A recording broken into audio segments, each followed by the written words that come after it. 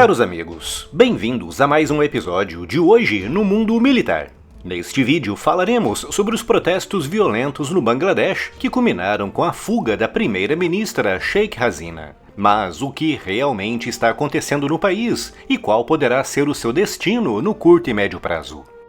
Nesta segunda-feira, 5 de agosto, a primeira-ministra do Bangladesh, Sheikh Hasina, no poder há quase 15 anos, abandonou o cargo e fugiu do país, refugiando-se na vizinha Índia, em meio a protestos extremamente violentos que estão mergulhando o país no caos completo. Mas o que exatamente está acontecendo no Bangladesh e o que podemos esperar para os próximos dias e semanas? Para entendermos o que está acontecendo agora, temos de recuar até agosto de 1947, quando o Império Britânico na Índia foi repartido em duas nações, a Índia para a população hindu e o Paquistão para a população muçulmana. No caso do Paquistão, como havia uma grande população islâmica no extremo oriental do antigo território britânico, ficou decidido que o novo país seria dividido em dois, o Paquistão Ocidental e o Paquistão Oriental. Essa divisão fez crescer na porção oriental do Paquistão movimentos separatistas já bem antigos, com muitas leis e medidas tomadas pelo Paquistão Ocidental a mais de 1.500 quilômetros, sendo vistas como uma espécie de imposição colonialista. Além disso, o Paquistão Oriental gerava cerca de 70% das receitas de exportação, mas a região recebia menos de um quarto dos benefícios divididos pelo Paquistão Ocidental, com isso contribuindo para fortalecer ainda mais os movimentos separatistas naquela região. E foi nesse ambiente de grande descontentamento onde começou a se destacar Sheikh Mujibur Rahman, um político que conseguiu a façanha de unir os diversos movimentos separatistas na região. Em resposta ao fortalecimento desses movimentos, a junta militar que governava o Paquistão Ocidental lançou, em março de 1971, a Operação Holofote, que conduziu ao brutal e terrível genocídio do Bangladesh, no qual estima-se que até 3 milhões de pessoas tenham sido executadas por forças do Paquistão Ocidental. Diante desse terrível ataque, as forças separatistas do Paquistão Oriental, lideradas pelo movimento guerrilheiro Mukti-Bahini, iniciaram a Guerra de Libertação do Bangladesh, que se estendeu por 8 meses e meio, deixando perto de 30 mil baixas militares.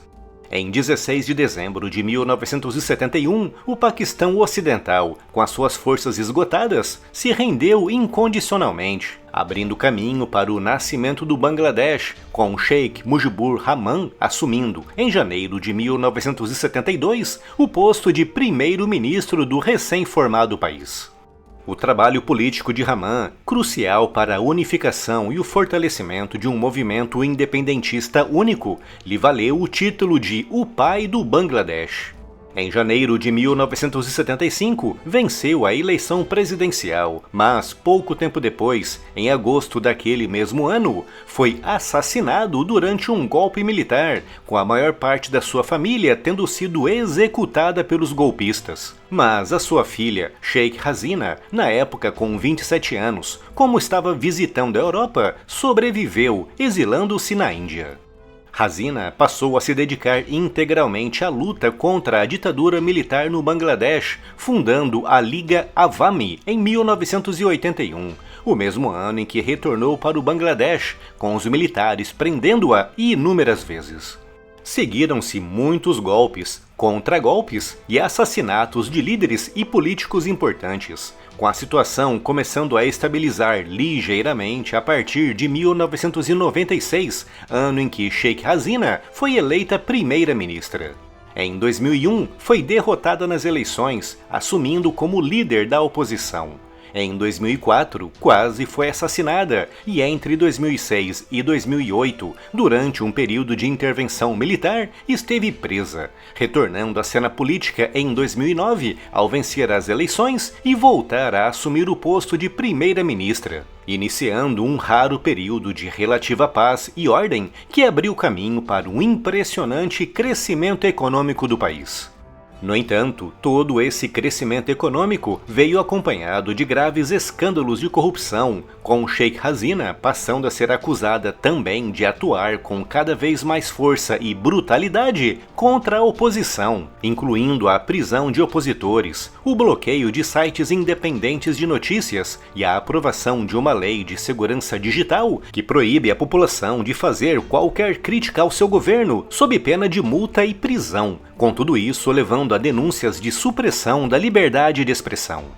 Sheikh Hasina, que sobreviveu a 15 tentativas de assassinato e que dedicou a sua vida a lutar contra a ditadura, estava, segundo seus críticos, pouco a pouco se transformando naquilo que tanto combateu, com a gota d'água chegando em julho de 2024, quando anunciou a reforma da Lei de Cotas, que prometia reservar 30% das vagas no serviço público para os descendentes do grupo guerrilheiro Mukti Bahini, que, como eu disse há pouco, foi o responsável pela luta armada, que em 1971 deu ao Bangladesh a sua tão sonhada independência.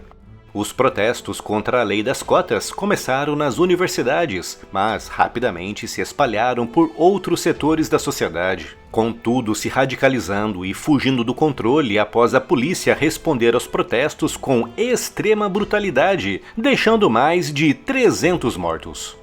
Com o país mergulhado no caos e com as ruas tomadas por manifestantes, Hasina endureceu ainda mais as medidas, impondo o toque de recolher nacional, cortando o acesso à internet em algumas áreas e autorizando a polícia a atuar com ainda mais rigor e ainda mais brutalidade. Há também muitos casos relatados de perseguições e ataques contra a minoria hindu que vive no país, com vários casos já confirmados de casas e templos hindus sendo atacados e vandalizados pela população de maioria islâmica. E assim, nesta segunda-feira, 5 de agosto, com o país à beira do colapso, Sheikh Hasina abandonou o Bangladesh, exilando-se na Índia, com o presidente do Bangladesh, Mohamed Shahabuddin, dissolvendo o parlamento e iniciando conversações para a formação de um novo governo interino. Apesar do seu estilo cada vez mais autoritário e autocrático, Sheikh Hasina foi a principal responsável pelo grande crescimento econômico do país nos últimos anos, com a sua queda levantando dúvidas sobre o futuro econômico do país, mas, principalmente, dúvidas com relação à democracia em um país marcado, ao longo da sua triste história, por guerras, genocídios e sucessivos golpes de Estado.